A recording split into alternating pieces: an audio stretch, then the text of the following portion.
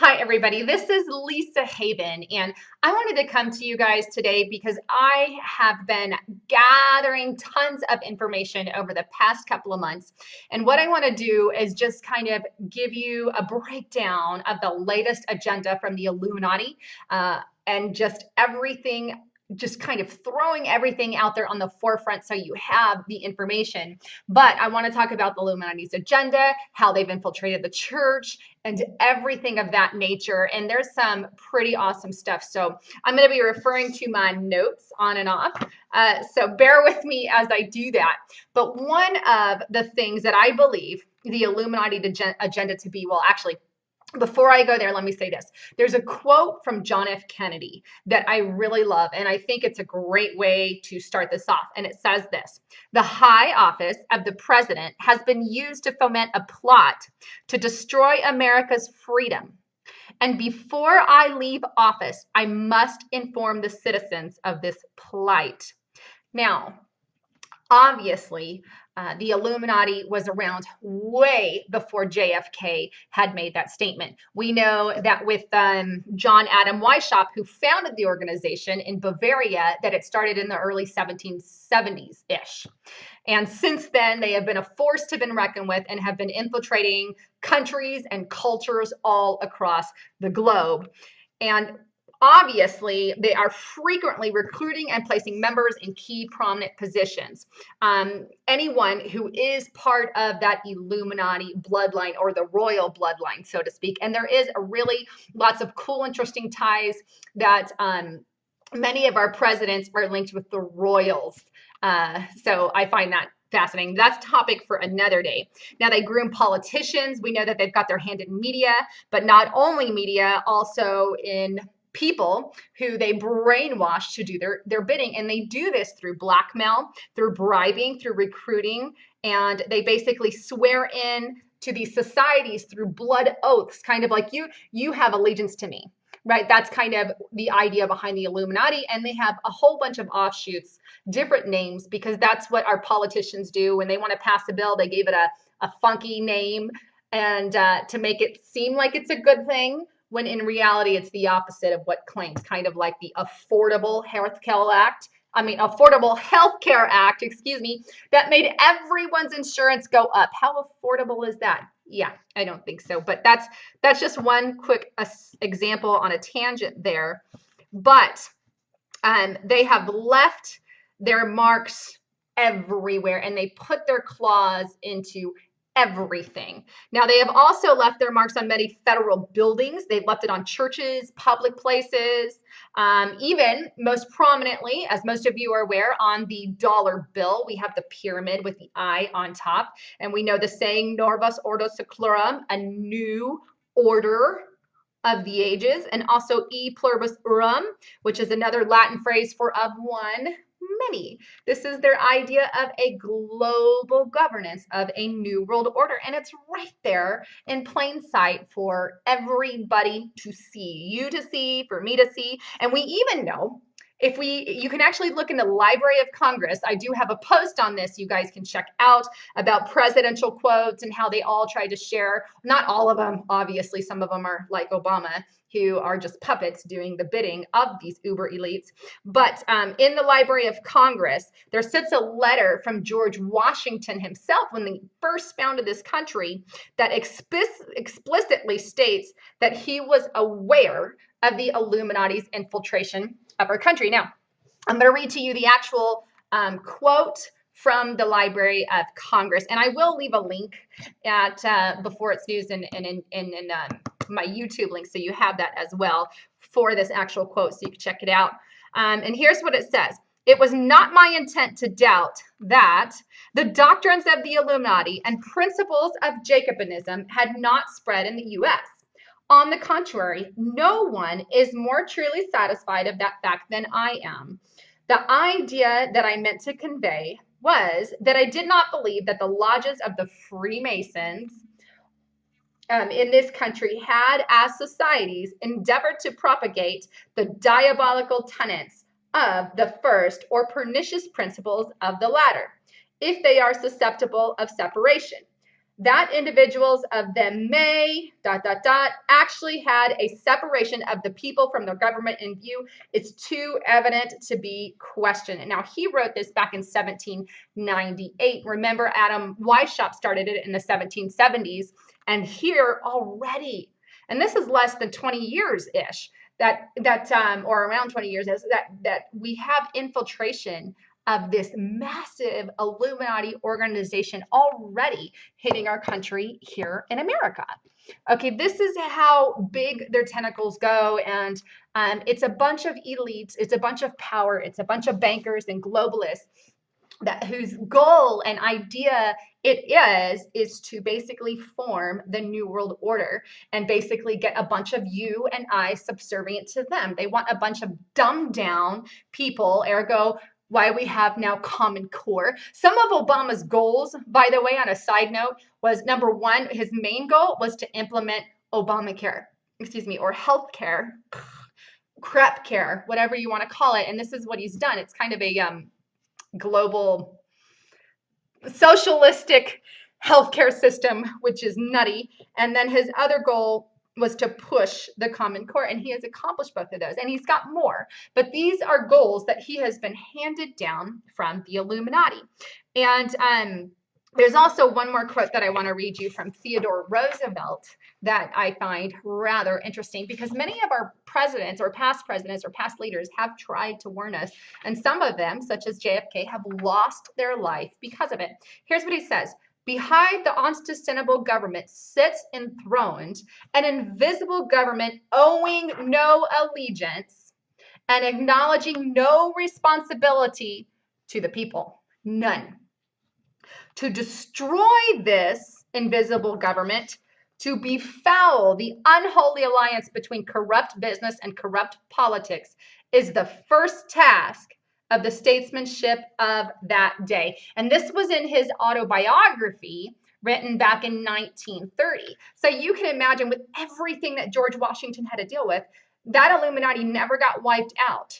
And it's morphed and got more and got more and got worse. And here we are, 1913, and they still have their tentacles in prominent places. And then also we fast forward to JFK. And who do we still have? We still have the Illuminati in prominent places. So from Washington to Theodore Roosevelt to JFK, we've got continual warnings. And then, as we all know, JFK was taken out, and I do believe that this is one of the reasons. So thus began the invasion with the very founding of our country. Their agenda, as we know, has been and always will be to form the New World Order. And we know this is in the Bible, because the Bible tells us that in the book of Revelations and the book of Daniel, I believe that the Antichrist will rule over every tribe, tongue, and nation. This to me screams New World Order. So behind closed doors, they orchestrate global events, they plan their devious, evil agenda, and they make policy decisions. We know they are very prominently doing this at the Bohemian Grove, and where they actually make presidents and tear down presidents and make all kinds of decisions, which is why the Bohemian Grove is such a secret place. And at least there are some people busting this stuff wide open. Now, the Bible is very clear, like I said earlier, that one day there will be a world ruler. And we need to be ready for his coming, because the goal is world domination. And I think the question can be asked then, is the Illuminati in the Bible? And the way that I want to word this is sure it is. Sure. If we have an Antichrist saying that there's global governance and they want to rule the world. Now, while the term Illuminati, don't get me wrong, is not in the Bible, because the word Illuminati is not anywhere in the Bible. But what I mean by them being in the Bible is because they are a satanic group whose father is Satan and the father of lies. And this particular satanic group gets their power from Satan. So therefore, the Illuminati are under the umbrella of the satanic agenda, and so fall under the category of Satan and his minions, so to speak. So hopefully you grasp that. But basically in Ephesians 6:12, it gives us a picture of what is going on. And it says this: for we struggle not against flesh and blood, but against the rulers and authorities and powers of this dark world and spiritual forces of evil in the heavenly realms. You see, our real battle is against those satanic forces. And this is exactly who is running our country, is the satanic forces. They do this through the Illuminati, and they do this through all kinds of ways in our culture. And I think the sad part is a lot of the time the church isn't doing their part. We are sitting back on the sidelines and we think, we don't have to fight the spiritual war. We're not even fighting the war that we have here for believers. No, we're sitting on the sidelines, twiddling our thumbs, watching everything go on while we're sitting in these Joel Osteen style churches. This is just the way our culture is, and living the Romans 13 lie, so to speak. But anyhow, so there have been three, kind of moving on, because that's a topic for another day, but there have been three goals of the Illuminati, not three goals, but three ways that the Illuminati have been implementing their plans throughout the years of depopulation. One of those plans is through world hunger. And this world hunger kills on average, and these are huge numbers, about 7 to 8 million persons. And that's a lot, per year, I believe. Don't quote me on that, but we have people dying in Africa all the time because of world starvation and world hunger. And the reason they allow this to continue is because they want to push their depopulation lie.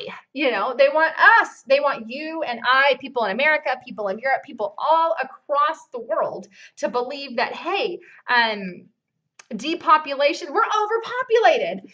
Part of, as you know, Mr. Lovely Bill Gates's agenda is he wants to depopulate the earth. But we know that according to the elitists, they believe that we're overpopulated. Let me tell you something. Anything that they claim is a bunch of crap.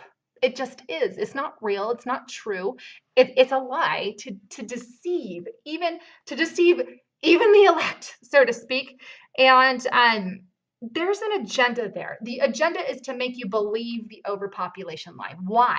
Because they want you to think it's okay to take out lives when it has to be for the betterment of all, right? Because this is the idea behind it all. And if they can convince you of that we're overpopulated, then maybe you're more susceptible to depopulation. Do you get it? Now, one post that I did a while back was on the lie of overpopulation, and I showed through stats and all the other stuff that if you put everybody in the state of Texas with a house, you can fit everyone in the world in that state, maybe slightly over, but in the state of Texas, we'd all fit.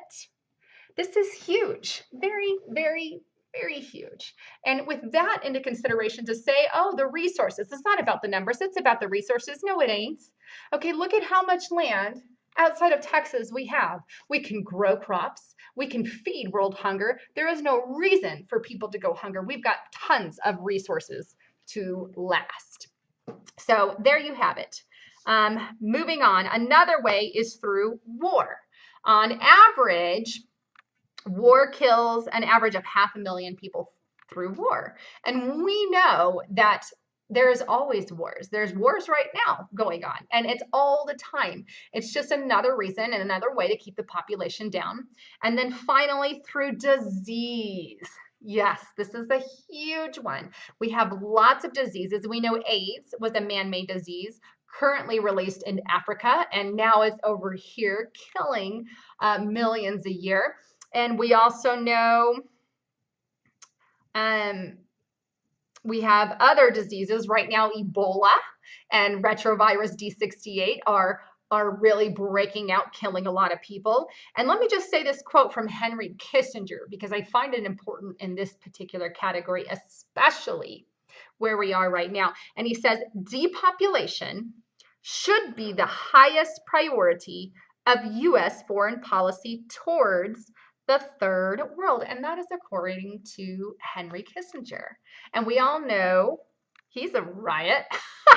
But the question can be asked then, does Ebola and retrovirus D68, or Ebola mainly for that matter, play into what is happening today? And absolutely, I believe it does. Let me quote something by Philip, Prince Philip, the Duke of Edinburgh. And he said this: if I were reincarnated, I would wish to return to Earth as a killer virus to lower the population. Ain't he nice? He's such a nice guy. Oh my God. He should die. He should die of a virus. Somebody should give him Ebola. That's what I think. Let him have Ebola, for crying out loud. Now we now know that Ebola is over 10,000 contact cases in West Africa, 10,300-ish, I believe, maybe even higher.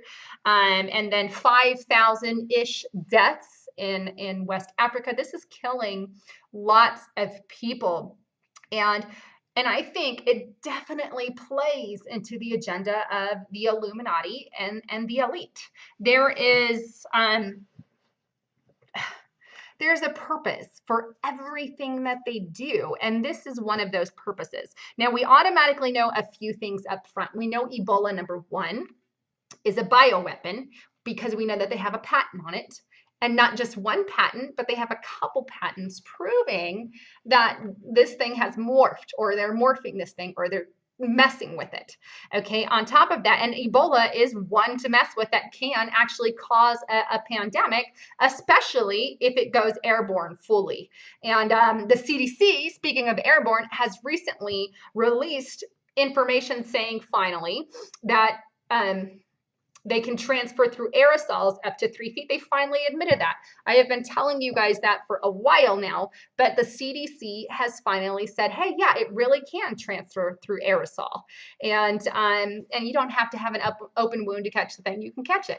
Okay, at least they're kind of admitting something now after nurse after nurse after nurse is getting sick. But we also know that they have an Ebola rabies vaccine patent, basically, which why they would need that, maybe that's for another topic for another day. But there's definitely something going on. I mean, we have to look at everything and we have to say, okay, have they tried closing the flights? No, they haven't. Have they tried closing the borders? No. Have they implemented any measures to prevent the Ebola virus? Kind of, little ones. And what are the measures? Well, they take your temperature. They have temperature gauges, but we all know that that's a failed measure because the nurse who had Ebola still got on the plane. Why? She had a temperature. I don't know. But hey, she got on the plane. So is that measure working? No. You can take ibuprofen and you'll be fine, right? And not only that, but they implement another measure. These are ludicrous measures. And the other measure is, let's give you a handout, a packet. Anyone traveling from West Africa goes to these 5 airports and you get a packet and a thermometer. Have a nice day. But I mean, they get monitored, right? And they get watched, they get a phone call, to see and check in to see how they're doing. Meanwhile, they're released into society to do whatever they want or whatever they want. Take the nurse from New York who had Ebola. He went to the bowling alley. He went on the subway. He walked all over town that day. And he was reportedly one of those being observed, right? Right. Wait, what? Whoa. Okay, how could somebody who's being observed spread Ebola like that? I'm just asking the question. I mean, we have to think about it.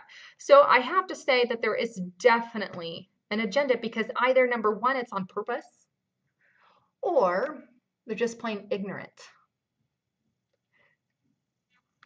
And I have to say, considering I don't think it's ignorance, you and I both know that that's not the case, although a lot of the policies are ignorant, in my opinion, but that our government is making because they're part of the elitist organization known as the Illuminati. That is why. They have an agenda, they have a goal, and they're going to stop at nothing till it's accomplished. And we need to be awake to that. But they obviously have other agendas on the front. That's not the only things right now that they're using to depopulate. We have chemtrails, which there was a leaker, and and blanking at the moment who, but there was somebody who said that they are trying to concoct a virus or like Ebola and spread it through some of these chemtrails. I am not saying that will happen because the chances of that I think are slim. However, it is a possibility given who is ruling this world: Satan, the principalities, and Illuminati. That's another way. And obviously, we know 100% for certain. It's not a conspiracy theory, folks, that there's chemtrails in the sky. That's a fact. And that's what people don't understand. Oh, you're just a conspiracy theory. You have no idea. Your joke, their joke, they have no idea. Okay? Because they haven't read, they haven't researched. We have, we know.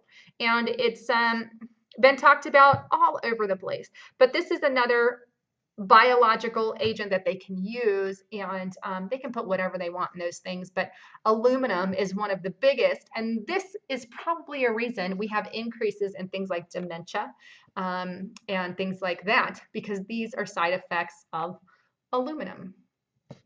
Other ways are obviously through the contamination of our food and water supply. Monsanto and Bill Gates, hey, you put them in together, they're a happy couple, and here we are passing away our depopulation agenda. Now, there's even other countries, excuse me, I have to stand for a second, but because I'm getting tired of sitting, but there are also other countries who won't even accept our meat. I believe it's Russia who will not eat some of the meat here in America because it's so badly packed and with GMOs and everything else, and they know better. They say, "Hey, look at the sickness in America. Look at how sick many of them are getting over there. They're getting cancer, they're dying, they're getting these kinds of diseases, IBS, bowel issues, digestive issues, everything on the forefront here that we're getting." And they see this and they say, "We're going to touch that crap." But yet here in America, it thrives. Okay, we have aspartame that if you have fibromyalgia, that's a big proponent of that, and joint pain, dizziness, and all the other stuff. But there is an agenda with our food and a plan that's being implemented to depopulate. Also, pharmaceutical drugs. This is one way that they can demoralize the culture, is they want to pass off these psychotropic drugs or pharmaceutical drugs. Another is through weather modification, known as HARP, which can trigger earthquakes, tsunamis, and the like. Not to mention our psychotropic weapons, the promotion of homosexuality, the spreading of AIDS, and forced sterilization in countries like China. And then we have vaccinations. Like I said before, if you go on to Bill Gates and look up his TED thing, then you know very well that vaccines can be used to depopulate. Abortion, that kills millions. Euthanasia. And of course, the lovely Obamacare death panels. People always tell me, "Oh, there's no death panels on Obamacare." No, not the way that the media is telling you that there's death panels. But yes, there are people who, especially if you're over the age of 65 or under a certain age, say, "You're not worthy of this. You're not worthy of that. We're not spending our money on you," right? And therefore, because you have diabetes or because you have this, you're not worthy of living. You get it? That's kind of the idea. And when you get 65, you can forget getting covered for anything for the most part. You want to be euthanized? Great. Just another thing that is happening. Now, real quick, for those of you who didn't hear about Deagel, DEAGEL.com,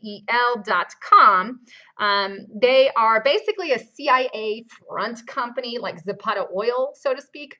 And while they're not a government company, they do things, they do work for the government. They work with the National Security Agency, the NSA, and other organizations like that. They actually work for Russia. They do things for Russia as well. So this is like almost like a global agency. And they have forecast on the population. And you see for 2013, that was last year, the population is 316 million. Then if you go down the way they're forecasted in 2025, we should have more. But instead we have 69 million people. Where did the other 200 some odd million go? You want to exclusive? You got some explaining to do. Yeah, and they did. They did explain. There was no hacker, folks. No, that's a rumor. And I know because I actually went on the site and recorded it. But as soon as we caught on to what they were doing, they put a disclaimer on the front of their thing. And this disclaimer said, yeah, we purposefully put the population down to 69 million for 2025. And you want to know why? Because we believe the West will collapse. Huh. Well, at least they're open about it. Part of a depopulation agenda. Now, one last thing that I want to cover is how the Illuminati has infiltrated our churches. And there's a lot of ways, folks, but they've not only infiltrated our churches, but our homes, our families as well. One of their targeted goals is demoralization. And the best way to put this is basically if you can demoralize a culture, then they're going to be more subservient to the government. They're going to be worried about other things, not worried about the government, worried about their family issues, and you become subservient. And let me expand on that. Now, if families break down, you can get children to disobey parents, children to turn in parents, which we know that there are a bunch of tattletale things. We have CPS that has gone off on a tangent, just gone off the nutty end, and they'll take kids away for anything. Forget, not for, for basically you're teaching them a certain religion, they can take your kid away. There's lots of reasons. But what happened to these kids is they end up in the foster care system. And many do, which is why they're also allowing illegals to pour across the border because these will become government children. Now, what happens as a result when they go through the foster care system or through that system is they turn into government children. You see, because these kids grow up with fear in their mind and some of them do attach, praise the Lord, but some of them don't, and they get moved from home to home or whatever the case may be, or in a group home. And these children grow up basically learning that the government is their daddy, their government is their caretaker. And the more that they can turn people away from their families, like I said, the more likely they are to vote. Kind of like the immigrants when they cross the border. Oh, Obama gave us amnesty. I'm going to vote for him. I'm going to vote for everybody like him, right? It's an automatic vote, folks. Vote, folks. And that's exactly what it's about. And that's what they're doing. And so government has taken over the entire lives of these children. And as a result, you end up with a culture fully reliant on the government. And I hope I'm portraying that right. But I have two adopted children. And I know firsthand how easily manipulative their brains are. And how they grow in this fear. And if they can get the government, so to speak, to be their daddy, then they're going to be easily manipulated. That's the idea. Another way, and I've shared this once before, is through the 501c3s. We know Senator Lyndon Johnson unleashed this action specifically directed at the churches because he didn't like the fact that the churches were opposing his liberal agendas. So he set out with the power that he had and introduced verbiage to the IRC prohibiting churches from influencing political legislation and promoting political campaigns. Otherwise, they would lose their tax-exempt status. And what happens? It became a money thing with the churches.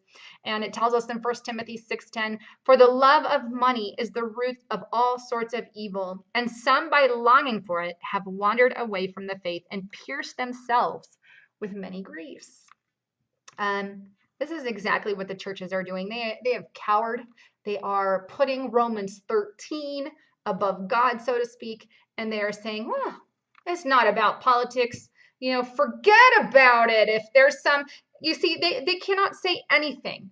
If there is a bill being passed, maybe, on wherever, if there's a bill being passed and say, for example, I'm not saying this has passed, there's a bill going on that legalizes homosexuality and across the entire country, right? Makes it legal for everybody in the whole country. Not saying that that's the case, but if there was ever such a bill, obviously it's state by state, or in your state, let's just say, legalizing homosexuality in your state.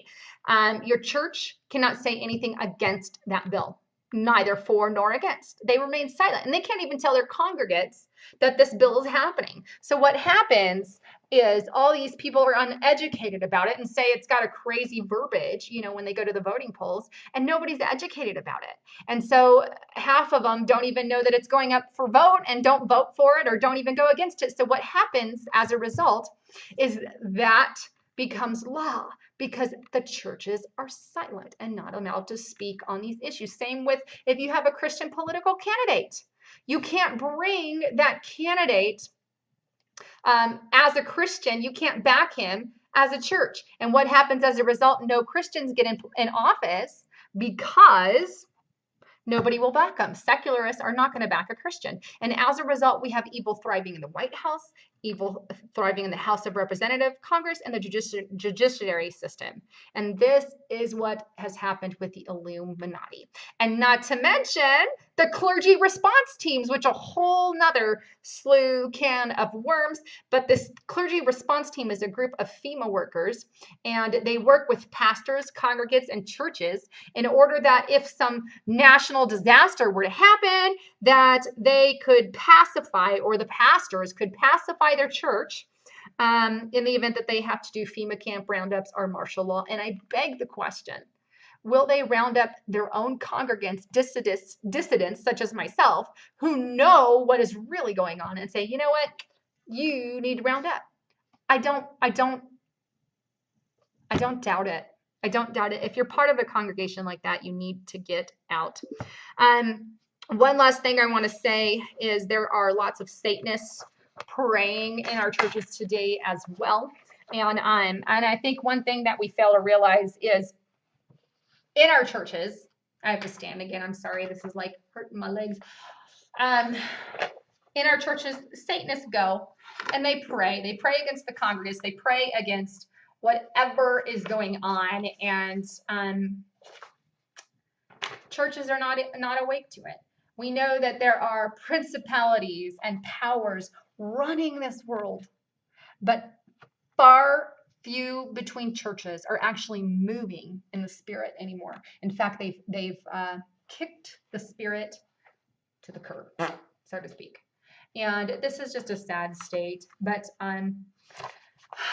have faith, be strong, because at one of these times, the Lord is going to come back at some point in time, and tribulation is going to hit and all hell is going to break loose. And we need to be ready when that hell does break loose. And obviously we see a little bit of it today, but God says don't fear these things, but to hold fast to him. But at the same time, don't be uneducated about it. Know what is going on. Anyhow, this is Lisa Haven. I love you guys out there, and hopefully you have a good rest of the week. All right, I'm out. John F. Kennedy that I really love, and I think it's a great way to start this off. And it says this: the high office of the president has been used to foment a plot to destroy America's freedom.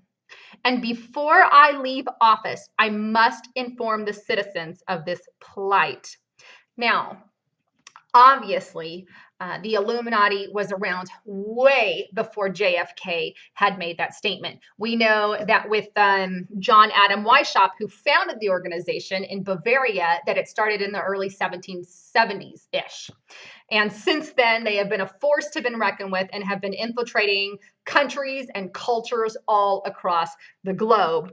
And obviously, they are frequently recruiting. Politicians do when they want to pass a bill. They gave it a funky name and to make it seem like it's a good thing, when in reality it's the opposite of what claims. Kind of like the Affordable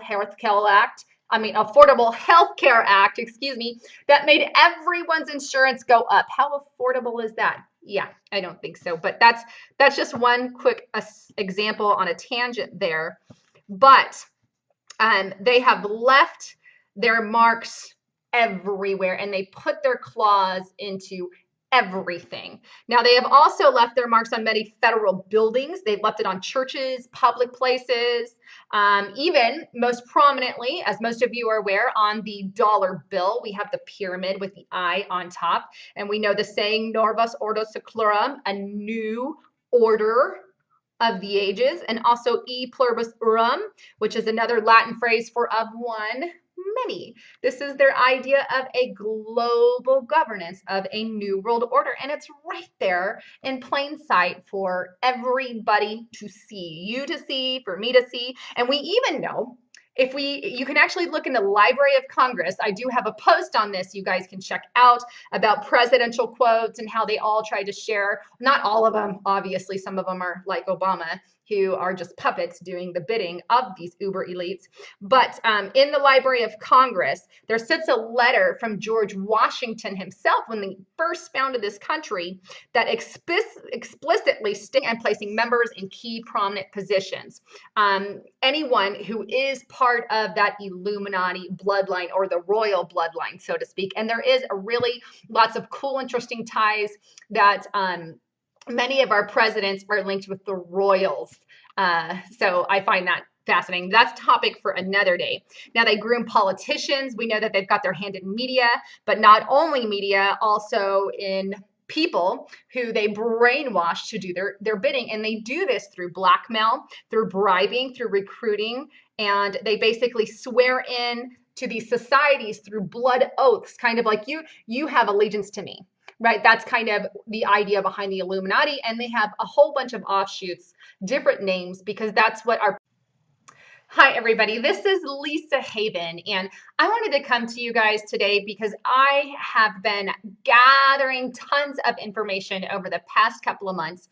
And what I want to do is just kind of give you a breakdown of the latest agenda from the Illuminati and just everything, just kind of throwing everything out there on the forefront so you have the information. But I want to talk about the Illuminati's agenda, how they've infiltrated the church, and everything of that nature. And there's some pretty awesome stuff. So I'm going to be referring to my notes on and off. So bear with me as I do that.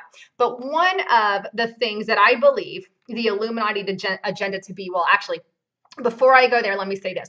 There's a quote from